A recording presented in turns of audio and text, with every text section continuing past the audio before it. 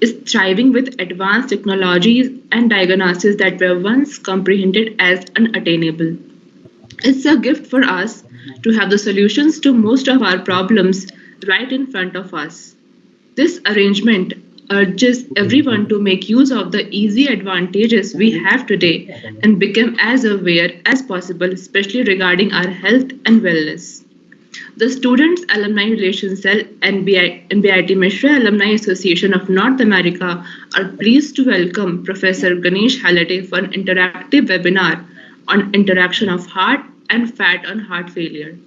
He is a cardiovascular scientist and currently working as an associate professor at the University of South Florida. His research interests are focused on the contribution of inflammation and immune-responsive metabolic dysregulation to ischemic and non-ischemic heart failure. Now, without further ado, we will begin the session. Sananda, Surinder sir, Yes. our BITMAA North America president, and I would request Surinder sir to please welcome Professor Ganesh Halade. Thank you, Michelle. First of all, welcome to all the audience for participating in this faculty webinar, which is sponsored by BITMAA-NA Alumni Association of North America. And very warm welcome to Professor Halade for joining us. And this is for the first time in the faculty webinars, which we have been hosting for the last 2 years, that we have a BIT alumni from other than applied science and technology. So it's a great pleasure, and it's something great that we have BIT alumni from all areas of science in addition to our technology.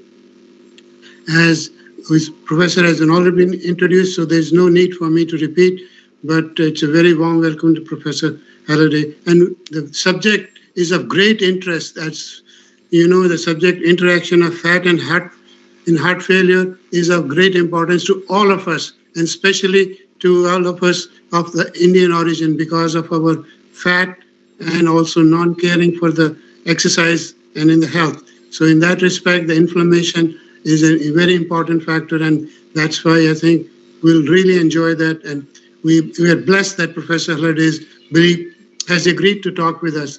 And thank you again, Professor Halade. Without further ado, please go ahead, Professor Halade.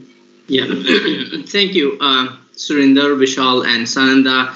I'm very pleased to join, and thank you first of all for the invitation. I'm really glad to be kind of feeling that I'm present in the BIT and talking to the number of people. You know, despite of that, I'll go ahead and start what I learned. Overall, the subject is complex. The slides you will feel relatively complex, but I'll try to use simple terminology so that you know, we can understand the topic. Overall, you know, it just the how we work. I'm just trying to get to the next. Okay, here we go. We all know the fat is a really complex organ. If we fall in love, it works. If we fall out of the love, it also works. It responds to the happy moments, funny, cute, and brave. So it's really, you know, extremely complex organ. We every day face it and realize it. But in this next 40-45 minutes, I'm going to talk about those three words. One is inflammation, resolution, and the dysregulation. The resolution is relatively different from the things that what we see as the image resolution or the movie resolution. It's not that resolution, but the resolution is the safe clearance of inflammation. When there is injury or infection, then immune cells come, but that immune cells are go out of that region, tissue, or location. That is called as the resolution. It's nothing but the safe clear. When these two processes not in sync, then leads to the dysregulations. So basically those inflammation and resolution, these both processes are the two sides of the same coin, and if they are not going in a parallel in the biological system after injury, infection, or anything, then there is a disease pathology or kind of a cardiovascular disease or organ dysfunction. That's the kind of message of the whole talk. but we'll see how it is supported by the different data which is gained by using very sophisticated technology. The most important question we every day talk on the dinner table or while eating any fat material, what we say, or fat containing food, what fat does to the body, whether it is useful or useless. And then we are asking the different question, what body does to the fat? And then more precisely, we are kind of focusing on, okay, what different diets or different oils are there and how they are used by certain enzymes, especially the immune responsive enzyme in response to injury, infection, or stress, and they forms number of products that commonly called as lipid mediators in the body, and they activate very specific receptors so that they can offer the action or the biological action. We call it that's the effect of the fat. And we have advanced this at a multiple level. We published multiple papers. If someone is more kind of curious to learn about it, you can kind of find all those papers somewhere. A full text is available or some news are available if you are more interested. But I'll be talking these 4 points, how the diet is used by lipoxygenase enzymes, forms number of mediators, and how it acts on specific receptors. Now, the goal of the heart is, the function is very simple. It just supplies the nutrient, oxygen, and takes out the deoxygenated blood and waste products, but also coordinate with the pipes. It serves as a major pumps and the filter. The beauty of the heart is it start working even if you come out on the planet. So our starting of the life is determined the first beat of the heart, and end of life is determined by the last beat of the heart. So this is the machine helps us kind of say, hey, I'm alive. So that's the kind of most important, and that's the passionate point that why I'm working on the cardiovascular disease. Now, let's go back and see how the inflammation is started and what we learned so far. From the COVID, that if there is a COVID infection or any other infection or injury, the first thing happen is inflammation. And that's why we kind of develop vaccines, many anti-inflammatory blockers to block the inflammation. That is a very classical view of the inflammation. Now the spectrum of inflammation is a change. Majority is coming from our overnutrition, inaction, then changing sleep and wake up cycle that we call as a circadian rhythm. Aging is very common factors, and it's now the lifestyle related, either vaping or smoking or use of cancer drugs. Those are the components of the chronic inflammation or heart failure. Now, if we see the heart failure is studied in a very different way, what is happening? This is the blockage of coronary artery. Then there is incidence of MI effect, or we say heart attack commonly, and that leads to eventually heart failure with the dilation of the left ventricle. And here is the Eugene Braunwald, the image of the Eugene Braunwald. He's a father of cardiology, and he kind of conceptualized the many kind of themes that it's the disease of the coronary artery disease. Now, we learn many things, but there are many resolved and unresolved aspects. And those aspects are because of the new cardiometabolic disease, because there is high obese population that is getting to the diabetic, hypertension, and aging. So we made a tremendous progress, but there are more problems and challenges. So we are identifying how the cardiovascular disease is advancing in obesity, diabetes, and hypertension, or in aging. And so a couple of points I'm sharing from those. Now, what is a heart attack and how it leads to the heart failure?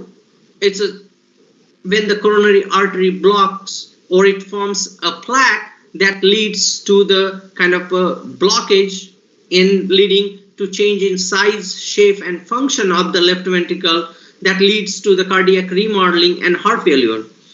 But exactly what happened when there is a heart attack? The immune cells just like any injury, our leukocyte, white blood cells, come to the site of injury in order to take care of that repair or the diseased cardiomyocytes, and they need to live on time. So their get in time and get out time needs to be very coordinated. And then if they don't live on time, which is very common in obesity, cardiometabolic syndrome, or diabetes and aging, that time it leads to non-resolving inflammation or heart failure. So that's the point I'm going to cover. So exactly what happened or why we need to study the heart failure. Because no matter which continent we live in, what happened after a heart attack, we'll end up in the hospital. And if we don't reperfuse on time, almost 1 to 3% patients die in a hospital, depending on the distance, how far they live or how immediately they get attention of the medical care. But whoever comes to the hospital, they leave the hospital with the injured heart, and almost 50% people die within 6 months or a year because of acute heart failure. And then rest of every single one live with a chronic heart failure if they survive. So this is really the major problem after the myocardial infarction, that how we need to take care of this.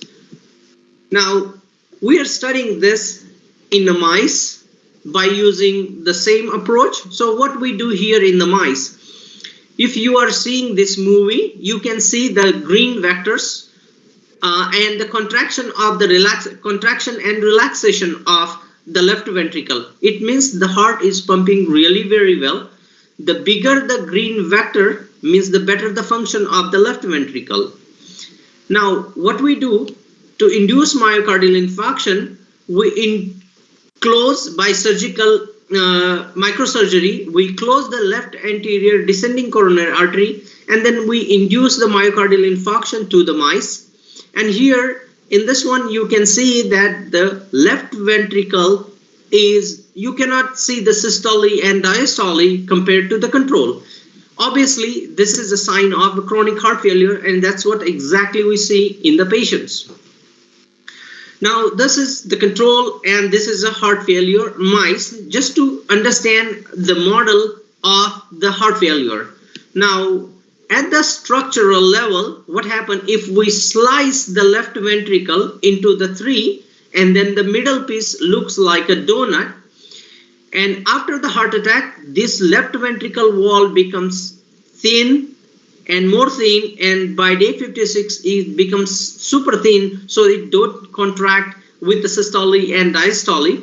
Obviously, because of a heart attack, there is apoptosis and the necrosis of the left ventricular tissue, especially in the region where there is a less supply of oxygen and nutrient. The same tissue becomes a scar, just like our normal other scar on the body. Because of injury, there is a scar. Same, the scar happen at the site of injuries, particularly at the infarcted region, which is shown here as the red area of the heart. So this is called as a fibrotic remodeling. Now, I just showed you to how we give heart attack to the mice, and then mice develop the heart failure. Now we'll go back and see what we are seeing in the clinical patients. Now, in the heart failure patients, usually we see more than one problem. I had an opportunity to talk with the Cynthia Chauhan, one of the cardiovascular patients, heart failure, and she had all these symptoms like fatigue, activity limitation, congestion, edema, and shortness of breath. But if you see, in case of the mice, this is the mice after 24 hours of the heart attack surgery. It's moving perfectly normal. And then after a day 56, and if we consider the day 56 of the mouse with the human being years, then on an average around 10 years after the heart attack, and you can see the movement of the mice. So it tells me that, okay, despite having the heart attack, even the heart failure, the mice movement is considerably better compared to the human. And the humans have severely disabled if they have a kind of heart failure. after the heart attack, that ask the question, what is a physiological inflammation? And the physiological inflammation, if anyone has a honey bite or the ant bite, you have noticed that what happened during the physiological inflammation, there is a heat, there is a indurations, means hardness at that site of the honey bite or ant bite. Then there is a pain, there is a edema, and there is a redness. So these things happen, and that's the cardinal signs of inflammation and happen. Exactly same thing happens after the heart attack. Now, what we see, and that's why we ask the question, why mice heals after the heart attack? Because mice or the animals don't get the heart attack in the nature. We are giving the experimentally. We kind of made a hypothesis, identify the mechanism by which those immune cells, especially the white blood cells, clean up the damage of the infarcted myocardium or the injured myocardium and modulate the healing process. Here we focused on two things. Now, here's the real question about the fat. We focused on the molecules which are coming from the fat, which every day we use in our cooking oil, like a corn oil or the safflower oil.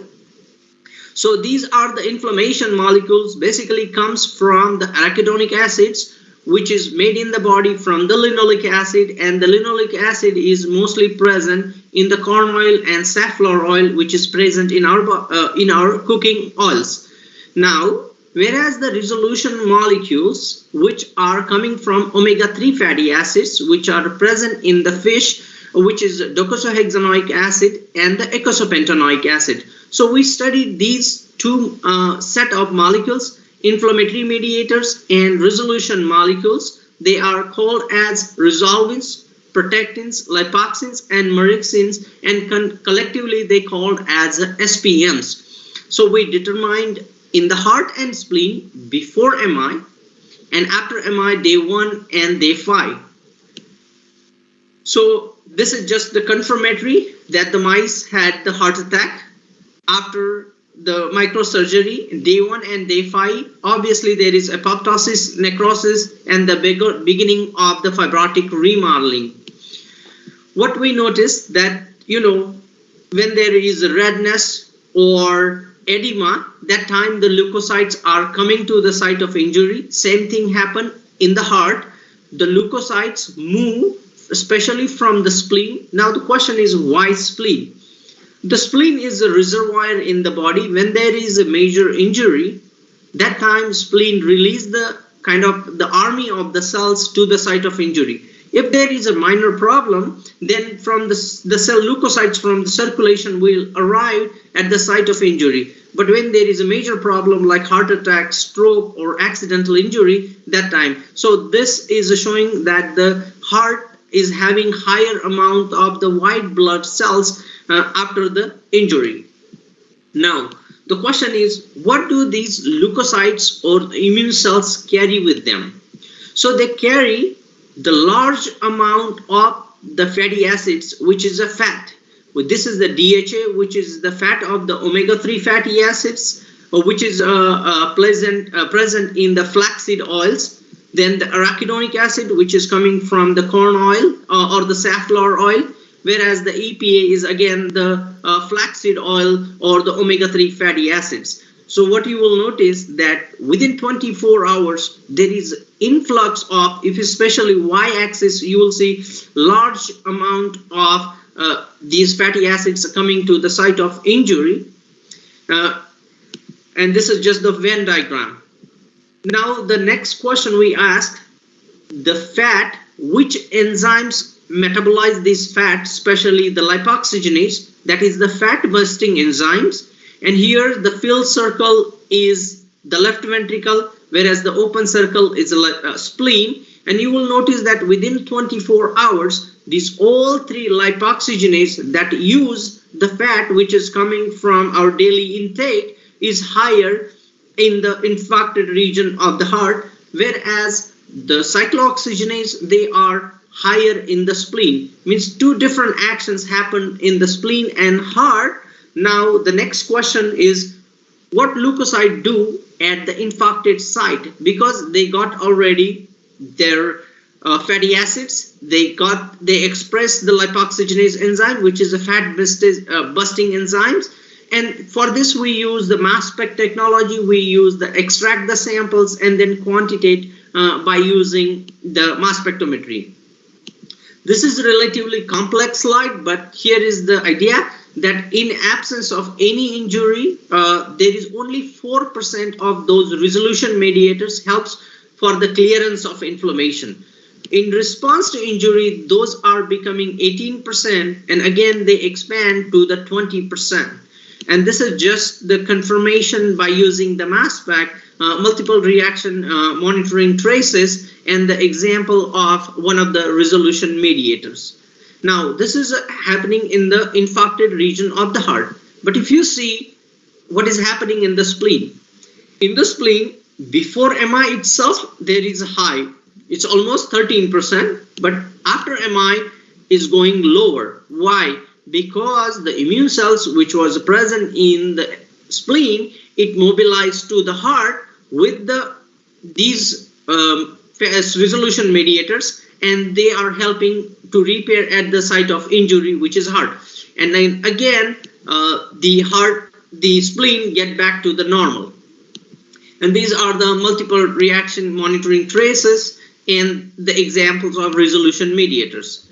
So now I'm keeping side by side the heart and spleen. What you are seeing here, in absence of injury, higher amount of the resolution mediators in the heart, in the spleen, but not in the heart.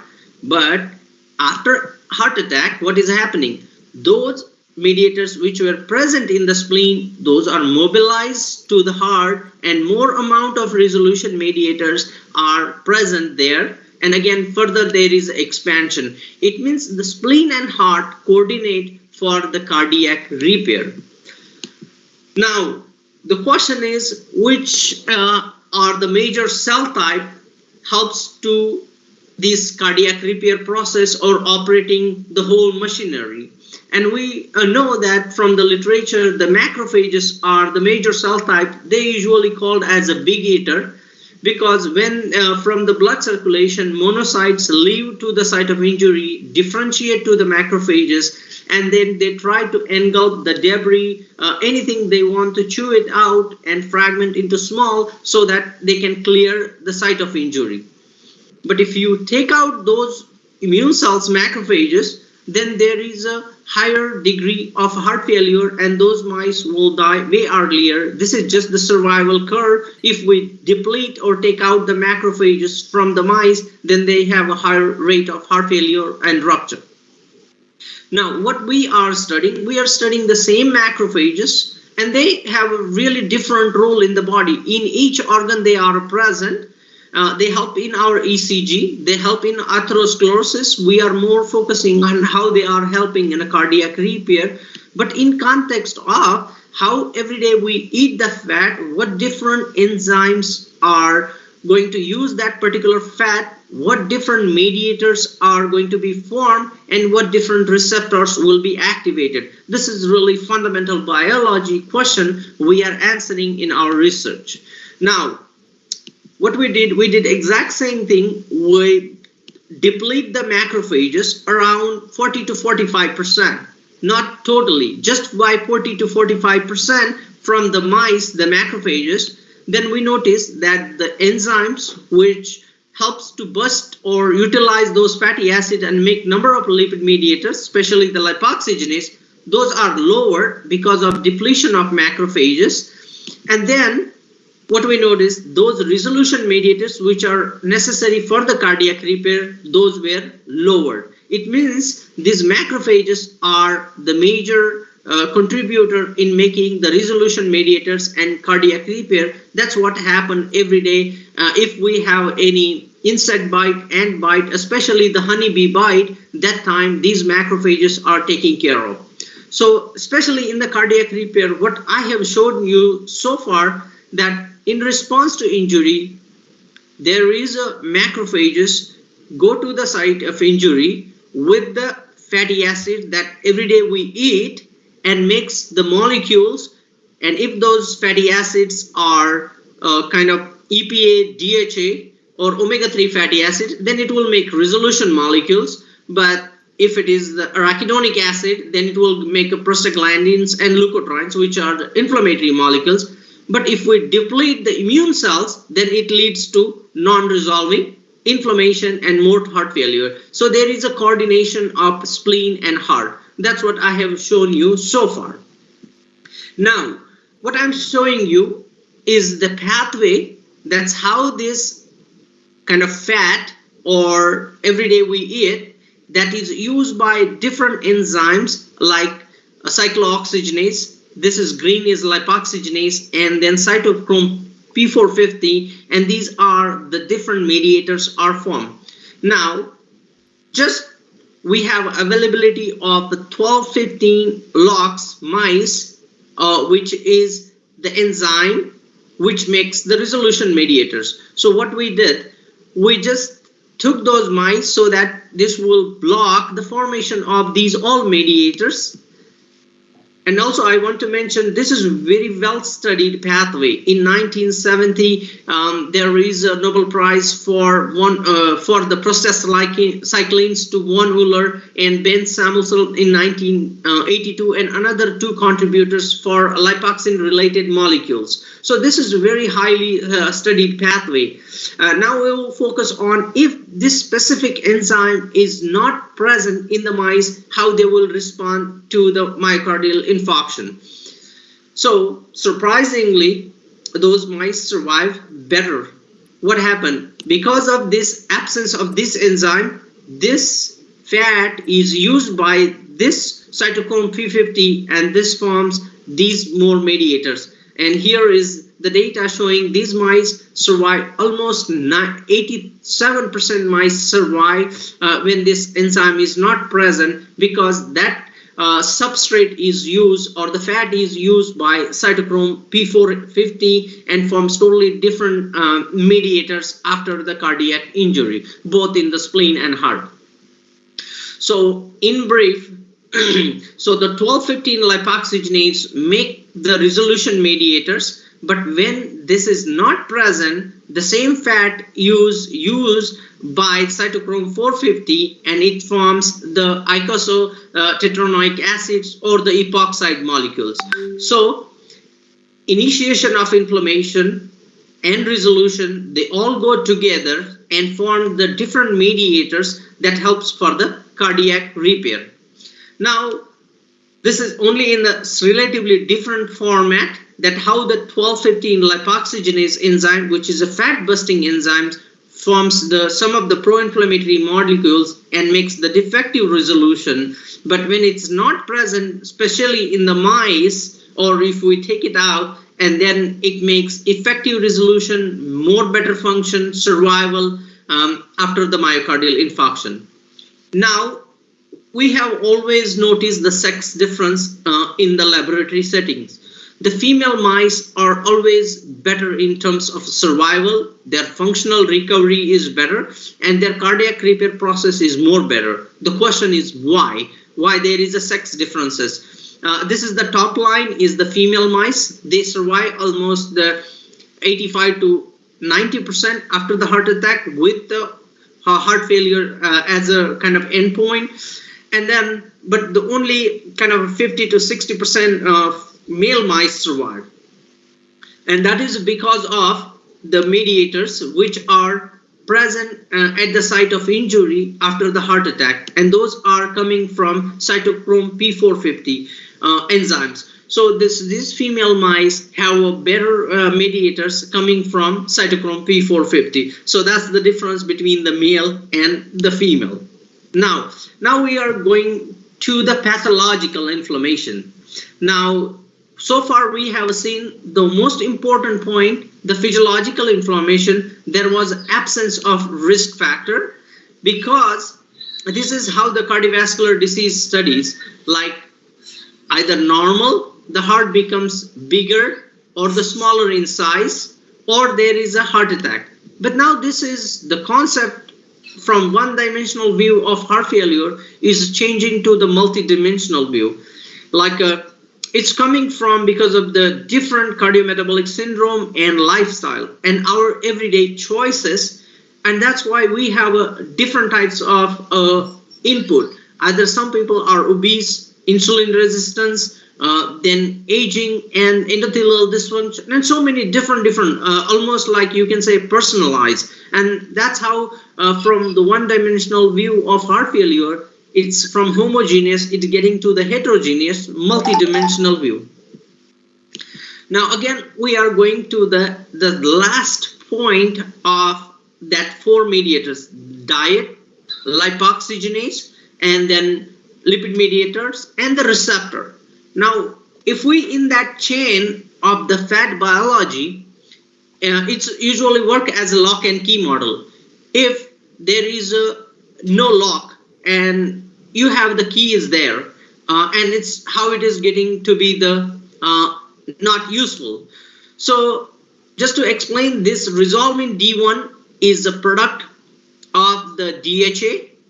In response to injury, it formed at multiple locations depending on the magnitude of injury, the immune cell, and the presence of substrate. So if there is a presence of the DHA and lipoxygenase working, definitely there is a formation of the resolving D1 in the body and activate this formyl peptide receptor 2. So we had an opportunity to study this formyl peptide receptor knockout mice.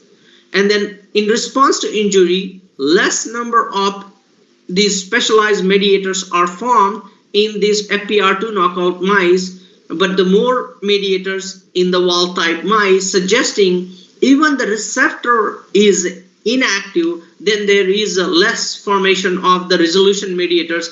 Examples of the resolving D1, D4, myrcin 2, and the lipoxin 4. These all are resolution mediators. Now, if that the same receptor is absent, then with time, these mice become obese even with a normal diet. We don't need to use a high-fat diet. And these mice here, the fat mass showing that by 7 months, these mice becomes obese, as well as their fat mass is high, suggesting that how the receptor function is very important, even though we are using right type of fat. And this is kind of a sketch showing that how that receptor is a functional at the 2 months old wild type mice, then things go right. But if that receptor is absent, then the kind of obesity happens with age. They develop. This is another new type of heart failure is coming in the field, which is called as heart failure with a preserved ejection fraction, which means their heart function is okay or normal, but they have all the signs of heart failure, like a fatigue, shortness of breath, or the edema. So these are the another type of heart failure, and that has direct connection with the obesity and the cardiometabolic disease, and which is very common in kind of a developed country where the physical activity is decreased and the sleep, there is a lack of sleep. Now, what I have shown you is just if we take out that receptor which is necessary for the fat mediators action, then there is non-resolving inflammation because of the discoordination between the spleen and heart, and those mice become the obese with age, leading to the kind of inflammation in kidney, spleen, and all over the body. It means the multi-organ inflammation. Now, so I will differentiate the physiological inflammation and the pathological inflammation. The first two example, majority I showed you the physiological inflammation. What happened? In response to injury, body act and makes these resolution mediators, everything goes right and optimal healing. But in that case, physiological inflammation, our coronary artery is clean or there is a no fatty streak. So all the mice, whatever we use, they didn't had any fatty streak formation. But when we see in the clinical case or in humans, there is always many risk factors. What happened? In humans, when they have a heart attack, they have always some sort of fatty streak, number one thing. Second thing, they are old. and they are multiple on medications. So or either they are stressed or they have lack of sleep. So many stressors are there. So this is a big difference between the experimental mice and the human study. Just I want to highlight so that we can differentiate the physiological versus the pathological heart failure. Now we ask the question, okay, the test whether excess influx of N6 fatty acids impair resolution program, which is the impair cardiac healing in heart failure, especially in aging. So what we did, this N6 fatty acid is nothing but the corn oil or the safflower oil. Here we have used the safflower oil. So what exactly we are doing? We are just giving this particular substrate so that all three enzymes use the same substrate which is present in our fast food restaurant products. Now, this is our study design. Here, not only the young, but we selected the aging mice. Then we put them on 2 months safflower oil and the controlled diet, and then subjected to the microsurgery of the coronary ligation, and then study these lipoxygenase and heart failure as well as lipid mediators. And now at a structural level, you can see these 4 groups are kind of no MI control, but here you will notice that within 24 hours the wall is thin, means this ligation is successful, and signs of acute heart failure or the myocardial infarction. What we notice, because of just that high safflower oil, all these 3 lipoxygenases, those are the one use the fat in response to injury. Those are lower, means because of excess of these omega-6 fats or the fats which are present in processed food, those are lower. And also the TNF-alpha, which is responsible for the inflammation, is way higher, especially in the aging and the mice receiving the processed food containing fat. Now, the DHA metabolome, which is the lipid mediators coming from the DHA, interesting point, you will notice that only the diet is impacting 15 lipid mediators, whereas the age is only 3 and the common is 3. It means the diet has the biggest impact on before MI as well as the after MI or heart attack. So before MI, you will notice that these aging mice as well as the mice with the safflower oil diet, they have lower levels of these resolution mediators. Means when your intake of the fat is kind of processed fat, obviously the resolution mediators are going to down. So what we notice that when our fat intake is imbalanced, that time there is impaired cardiac repair, and with lower levels of resolution mediators, those are the different mediators collectively known as a specialized resolution mediators, leading to cardiosplenic and cardiorenal network failure after the heart attack. But here we added one layer of a complexity, that is here we use the aging mice, and that is more prominent in aging. So it gives a perspective that when there is a one risk factor, aging, or another risk factor of the processed food, then there is amplified inflammation after the heart attack. Now we are moving to adding one complexity, and here I'm kind of using my art of pharmacy, that they always try to make 2 things to help and at least do not harm, and that's the objective of the pharmacy person or the pharmacist. But now how we are doing some harm by using some of the current medications. Then we notice all time, hey, the person was really good and then he had a heart attack. But what we notice based on the literature and the epidemiological study, that the person who is taking non-steroidal anti-inflammatory painkillers for more than 2 weeks, then they have high incidence or rate of heart attack. And that is published in a very high reputed journals and multiple levels, so like a British medical journal.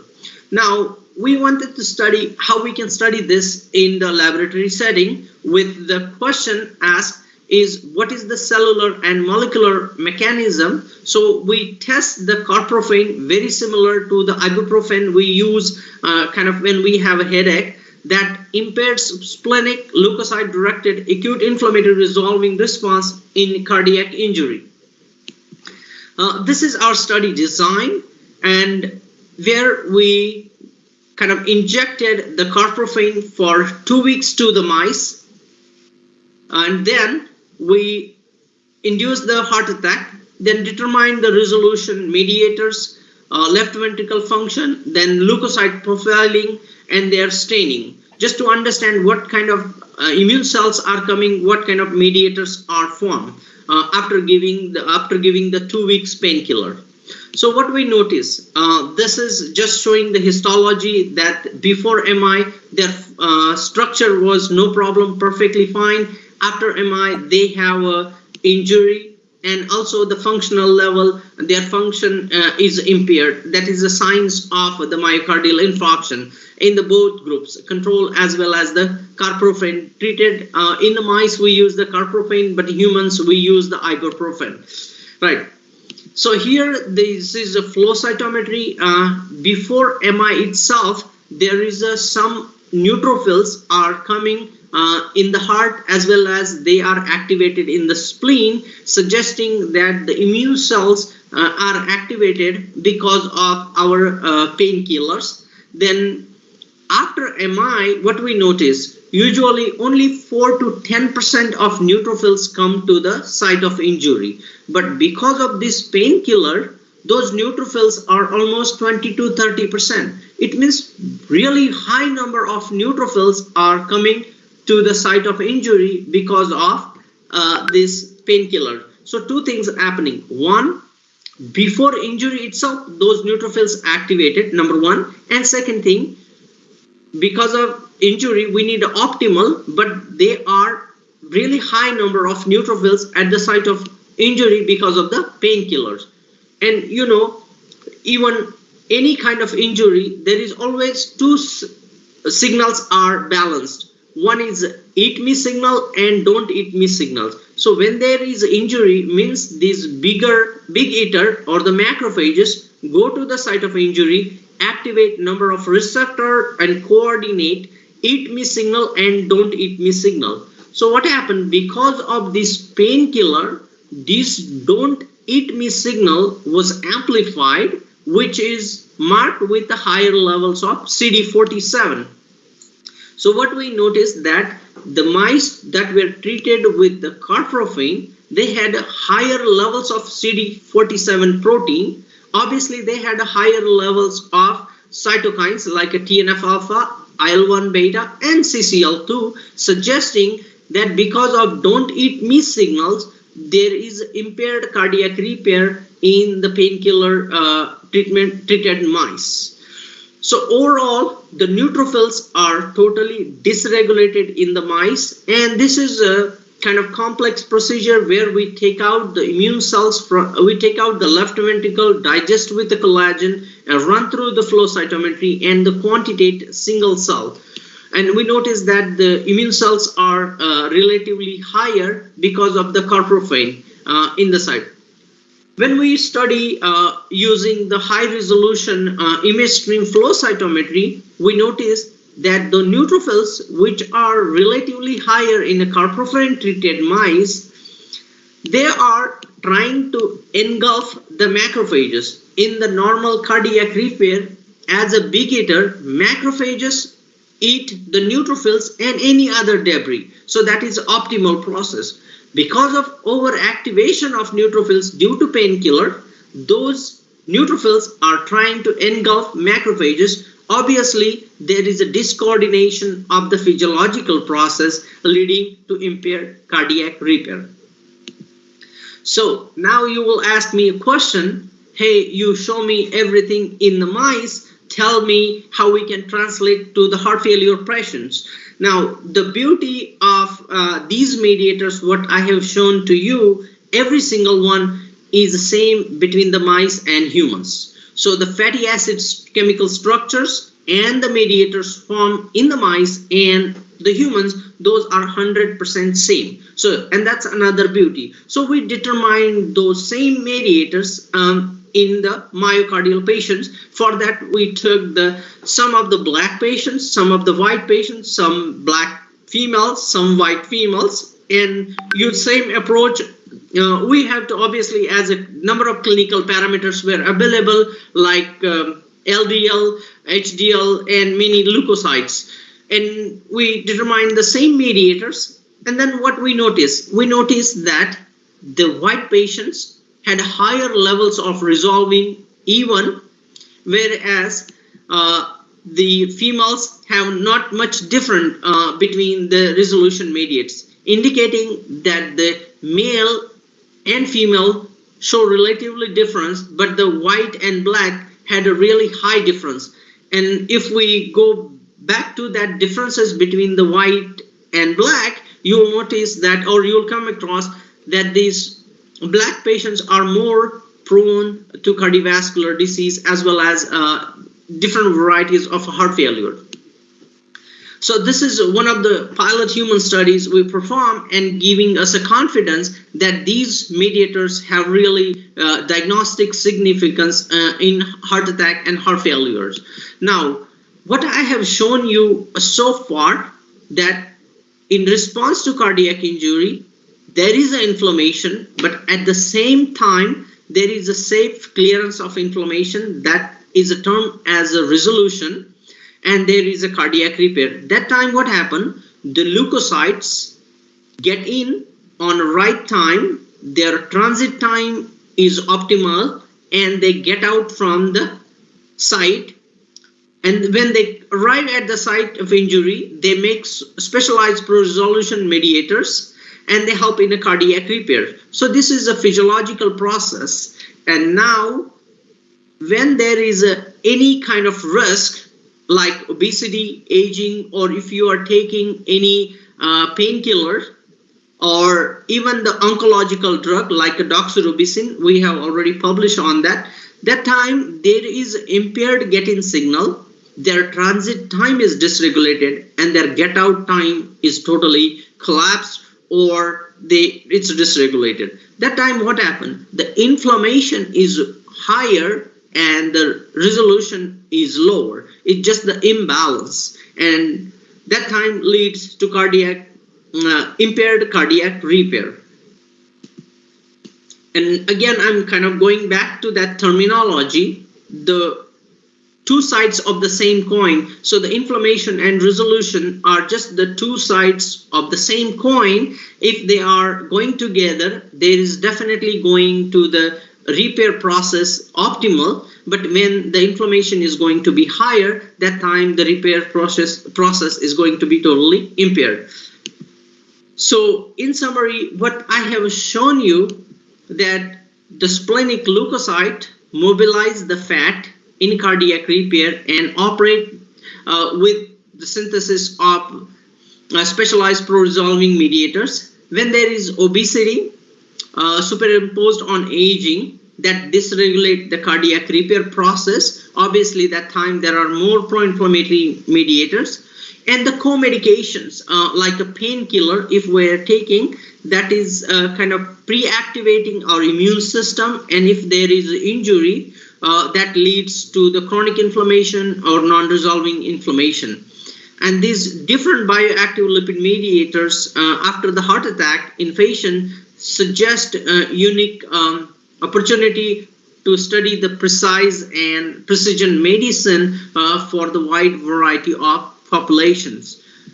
So with this one, I'd like to acknowledge our team members. Dr. Kane is working long time with me, Yusuf, and I have a collaborator, Dr. Surhan, who is expert in resolution biology, Harvard Medical School, and I had clinical collaborators over here. I had an opportunity to work with them, and many friends. I had a great mentor during my postdoctoral training, Dr. Lindsay. Also the funding agency who is giving me opportunities to study this most important topic for this benefit of this whole world. And with this one, I would just like to thank you again for attending this session, and thank you for coordination. And happy to answer questions. Sananda, are you there?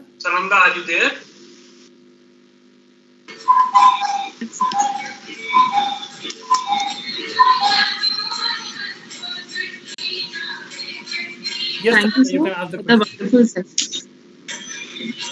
And we have some questions Yes, from please. several people. First is, what is the reason of increased heart rate, usually 115 to 130? 100 to 15 to 130. Okay. Okay. This is a non-clinical answer. Okay. So the heart rate, the heart is extremely responsive. Now here is the one. आपको नहीं पता है तुम मार खाओगे हमसे Yeah, so the heart rate is because of the stressor. Okay, you know, the acetylcholine and central nervous system. The heart is extremely responsive to our central nervous system, sympathetic and parasympathetic. That time, if you are saying something stressor that you feel stressful, and that's the main reason of heart rate variability. But to some degree, it's perfectly okay. Now, another reason I will give an example. When you are doing the exercise, that time the heart rate is going. So it's just a requirement of the body because you are utilizing the energy, and that's why you need more amount of the energy, and that's why the heart is pumping hard. So it depending on the stressor, what kind of stressor. So but there are totally different kind of biology will be there. So heart rate, increased heart rate because of exercise, it's a physiological. But heart rate, if after seeing the snake and you have the flight and flight response, okay, fight and flight response, that time the heart rate increase is different. So depending on the stressors, you will have heart rate increase, but it will have inside either positive or negative correlation. Okay, sir. Second question is, what is the reason of increasing stroke and heart attack in the middle-aged population? There are three fundamental reasons I already mentioned beginning of the topic. The three things is the diet, sleep, and exercise. Those are the most important aspects now happen because of the advancement of the many things. But we are losing our main fundamental biology. It requires very consistent operation because what happening is when you are not choosing the right amount of diet and it's not get nicely processed because of the sleep, and then we are physically inactive, then we have variety of disease. The second part is the vaping and the smoking and using of variety of what you can call it marijuana to all many other things. So the body don't know how to handle those. Okay, and we are experimenting with the body. And here I am kind of trying to go to the point. Okay, we have to give what body can handle. Okay, we have to only put in those substances that body can handle. If body don't know how to handle the nicotine, it's going to dump somewhere else, and then we find, oh, there is a cancer. But that cancer is not because body don't know how to handle it, and that's what we are doing it. Yeah, I'm okay, but not okay for long term. Okay, and that's the reason. That's what we are coming. We're going genetic level, but we have so many hits and sometimes no hits. And that is also depending. Even there is a risk factor, but it can be delayed because of the best lifestyle. And it's not me. The first sentence in American Heart Association in 2020, they are saying the most important and fundamental way to decrease the cardiovascular disease is lifestyle. That is their first sentence, and I'm just repeating it by giving more perspective.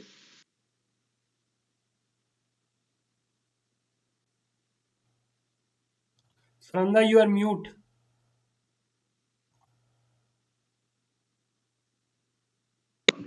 Sorry, sir.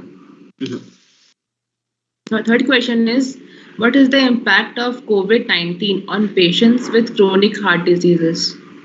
That one has a relatively high impact because what is happening is the COVID also activate the immune system, and already these cardiovascular patients had some sort of baseline, so they have a sort of double impact, and even because of this COVID vaccine, you're seeing that our immune system is overactivated. What the COVID vaccine is doing, basically it's activating our immune system so that we can kill the virus, or the virus impact will not be there. So our immune system is getting better. That's the basic purpose, or fundamental purpose of the vaccine. So, and we're also trying how we can keep our immune system fit. Immune system will be fit only because of our right diet and right time and our sleep and exercise. These are the fundamental aspects of our total health. And the real impact is there are some signs of myocarditis, means the inflammation in the myocardium. There are some few reports, but it's again depending on how the patient's immune health is there. If the patient's immune fitness is better, then definitely they will have a less complication. But if they are sort of some aspects or compromised immune system, relatively they have high chances of developing myocarditis. That's why, based on my reading. You are mute.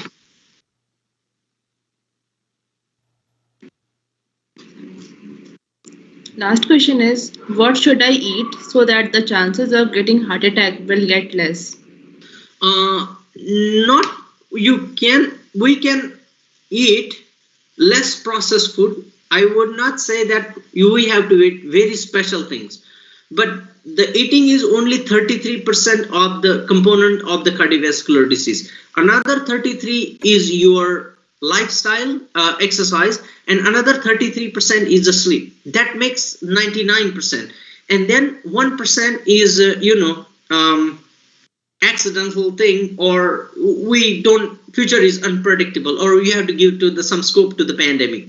But diet is only 33%. We can eat as much healthy food, which is as a complete food, and prevent the highly processed food. Number one thing, okay, and many things are present in the nature. We really don't have to be going for highly, I need fruits or vegetable. Whichever is whole meal is available at that region, which is local, you can have that one. But at the same time, how active we are and how sleep we are, and prevent all other what sometimes I say the garbage lifestyle. Just we say, hey, how we advance, that we don't need to adapt the advanced lifestyle, and that's the best way to have a better. And it's not a cardiovascular; it's a total health.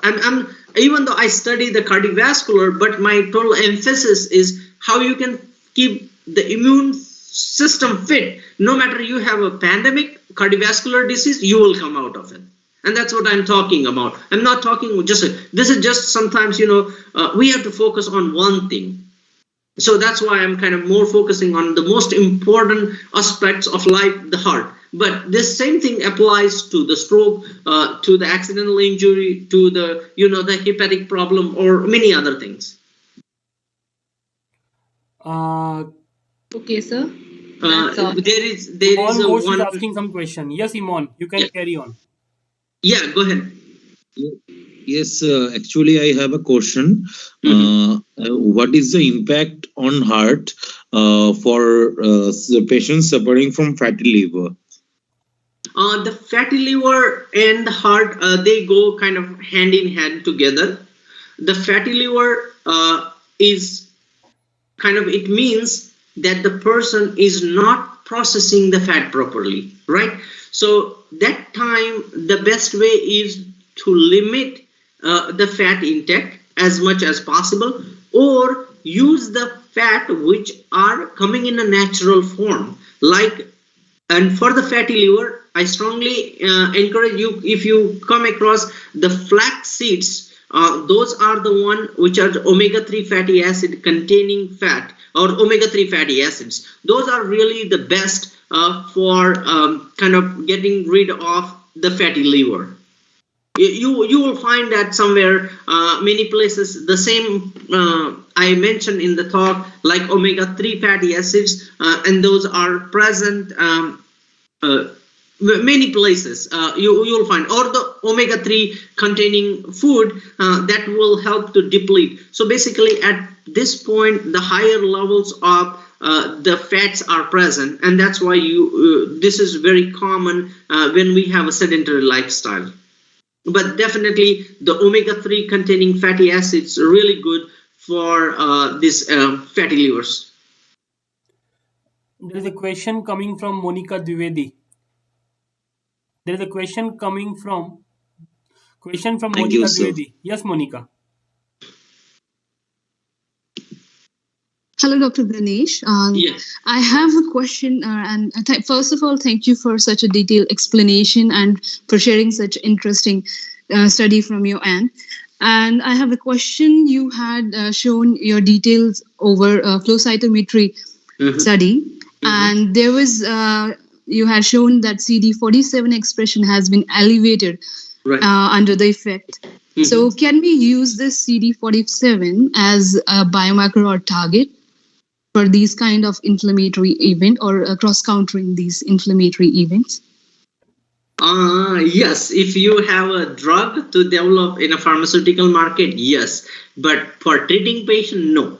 I'm giving both the answer yes and no, because what happened is, Monica, when I was thinking in a very kind of, reductionist approach. When you just block one specific pathway or block one single thing, and we think everything will go perfect.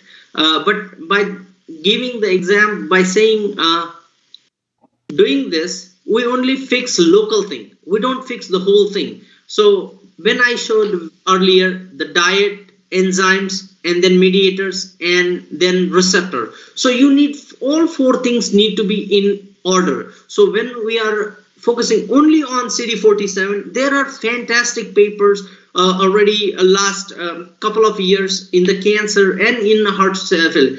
But when you will go on and on, that drug will have more side effect than what you think so. That's why I'm giving both the answers. But yes, you can get the approval if you have very drug, it can work, and I'm very sure about that. The resolution mediators itself have a really high impact on CD47 that we have tested in our laboratory. Some data is published, some is in a process. But then again, when you want to target very specific segment in the pathway, we reach to the point. But once we have that chemical moiety, which our body, we don't know how to handle it, that time we start seeing the adverse effect. That's the one aspect. So when you are using the new chemical entity, yes, you can definitely do it. But when you want to go for really for total health, that time we need to be very cautious. What are the possible adverse effects? So I'm giving you both answers, positive and negative. So we have to choose, okay, what from commercial angle point of view, definitely you can do it. But when you are seeing the total health point of view, that time we have to go back and use our kind of, I would say, more traditional things, how we can focus on the total health. Okay, thank you very much, Dr. Ganesh. That is a very nice explanation over giving the both set of the coin to me. Thank you very much. Thank you, Moni.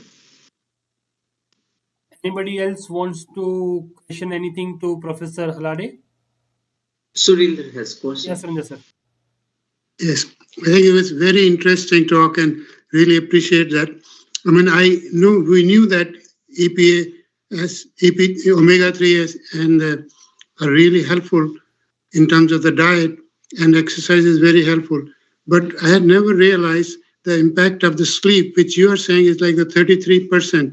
And also the acid, the ibuprofen could have a big impact, and also the race. So how do we, explain that? I mean, first of all, race we cannot control, but it has a significant impact. I was surprised to hear that.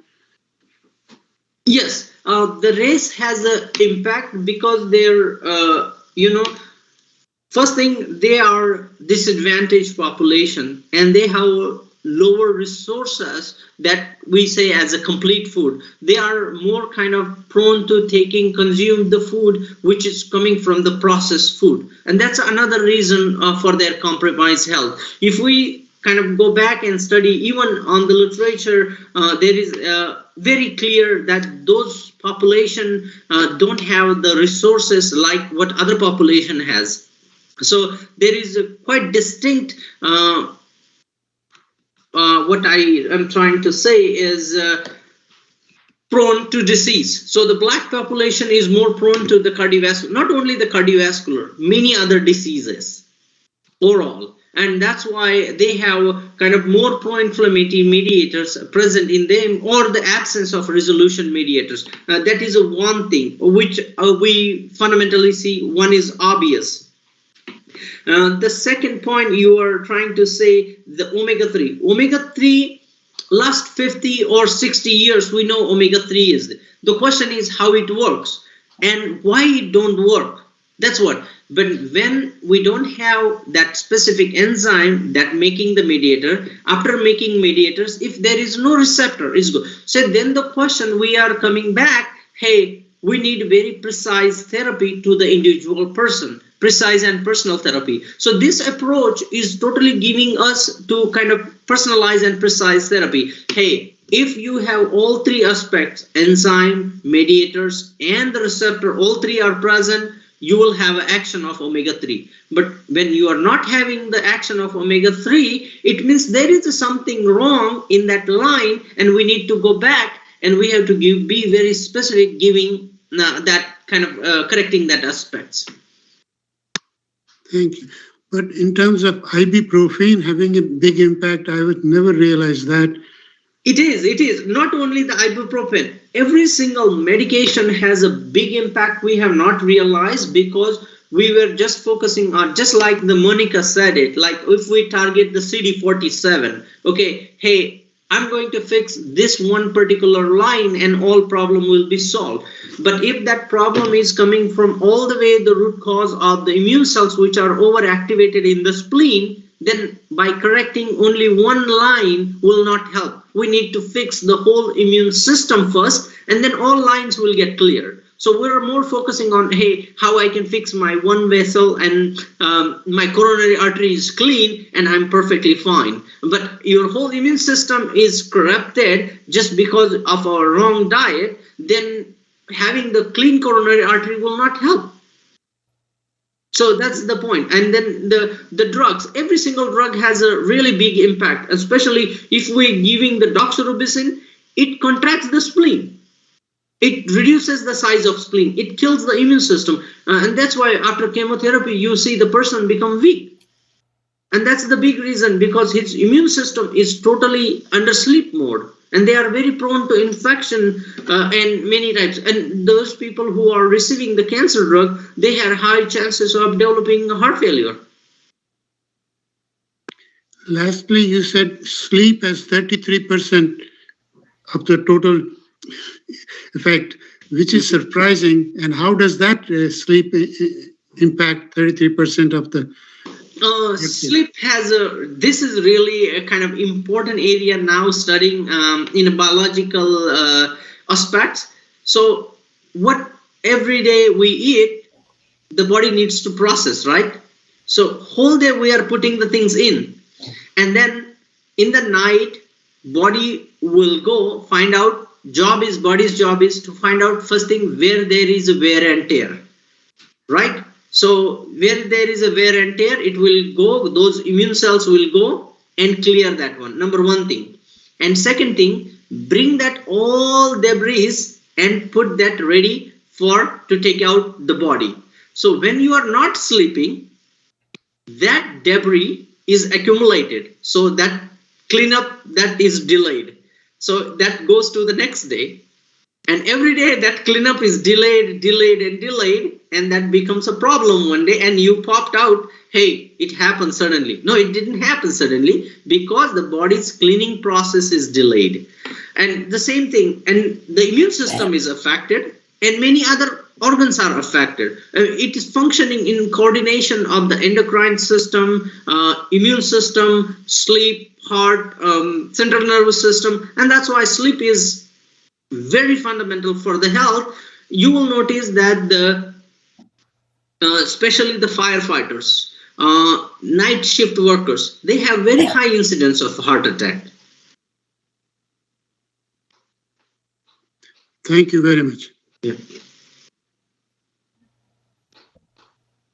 Any other questions? I think all the questions have been very nicely answered by Professor Ganesh. I'm really thankful to you, sir, for your wonderful insight. And as usual, my sincere thanks to Professor Surinder sir for bringing gems out of their pocket. Surinder sir and your team, you are really doing a wonderful job for BIT-Mesra and helping us out with lot many people, and definitely it will be going a long way out. Of course, the students and the department faculties and all, if there is any collaboration required, definitely you can always reach out to such people. They are our alumnus and we will be proud to connect you to them. They are already there with us. So I'm thankful to you, Professor Ganesh, for your wonderful insight.